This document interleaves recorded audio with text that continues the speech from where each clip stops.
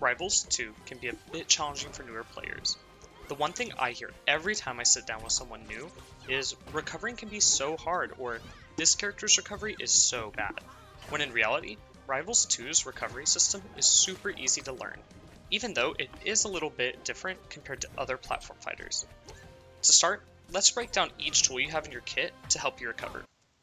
Double jumps allow you to gain a burst of height or regain control of your character after being hit. Some characters like Raster have more than one double jump, at the cost of them being a little bit shorter. Speaking of jumps, each character also has a wall jump. These jumps gain you a burst of height and can allow you to remove the freefall effect from your character if you use a move that doesn't send you up, like Maple and Locksnot side Bs. However, unlike Rivals 1, you cannot refresh your up B with a wall jump, meaning you'll need to time them so that you can get back to ledge or land safely on stage. While we're on the topic of up Bs, let's check them out. Each character's up B is character specific, but all of them, at least as of the June beta build, send up in some form, allowing you to aim to the ledge or stage. However, this big leap in movement comes at a cost.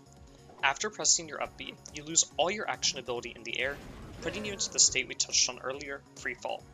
Freefall is when you're not able to make any more actions in the air, including jump, air dodge, or attack.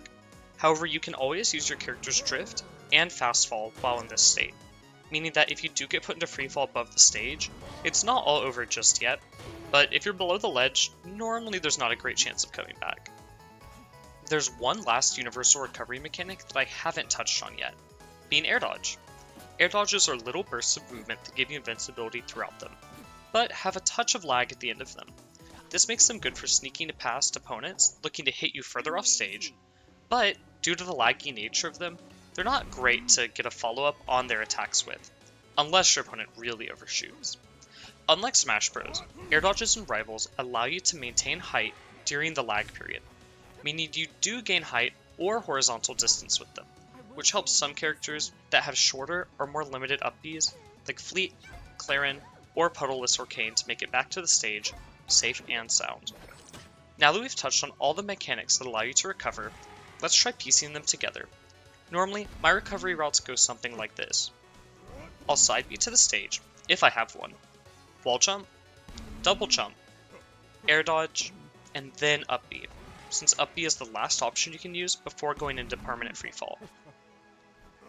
One tip to expand on this recovery flowchart, however, is to not burn all the resources, like air dodge and double jump, if you don't need them. This is because you don't get them back, even after you've been hit. In platform fighters, there's 3 different types of recoveries: high, low, and mid. A high recovery can be seen when a character overshoots the ledge, or drifts back onto stage from being knocked high up. High recoveries are great when opponents are ledge hogging, a mechanic we go over in our Everything New in Rivals 2 video, or when opponents think you'll go low, and aim an attack below the ledge trying to secure a kill. This is great on opponents with scary spikes, like Clarin or Fleet. Low recoveries are great for taking advantage of wall jumps, and are generally the safest way to get to the ledge. They can be difficult to land on stage with, however, so you do need to look out for ledge hogging and spikes. Low recoveries work wonderfully against characters like Rano and Maple, who have limited ways to hit below them, but can be risky against characters like Locksnot, since he has a huge spike. Mid recoveries are, well, I'm sure you guessed it at this point, when a character goes mid. This allows characters with horizontal recoveries, like Zetterburn and Clarin, to aim their recoveries at ledge without getting too scared of spikes.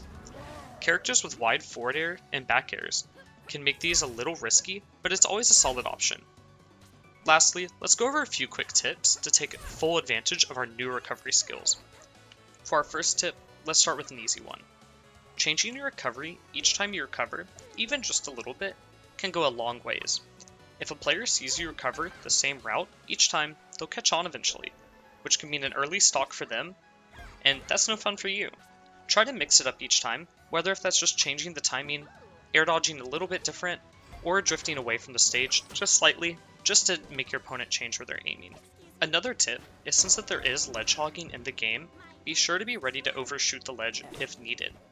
It can be deadly to waste your offstage resources without a way to fully bypass the ledge.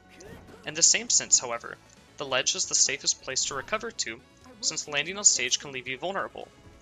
Rivals 2's ledges are a little closer to Melee and Project M, and very not like Ultimates, meaning that you need to aim for them, instead of relying on Ultimate's magnet hands to help you out.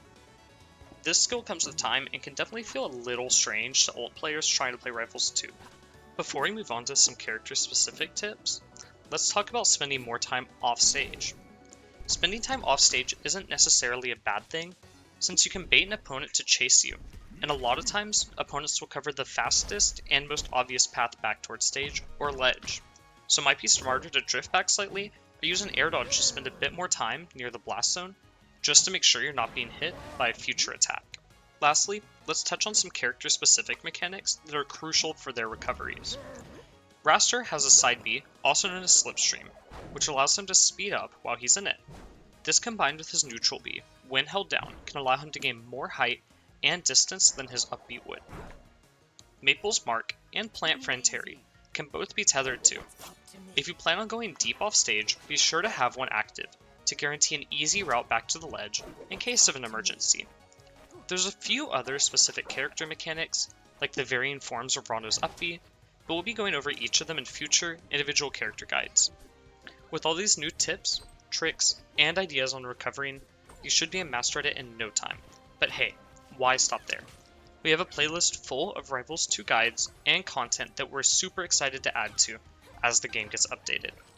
I know you'll find something there that you'll like, and until then, I'll see you next time.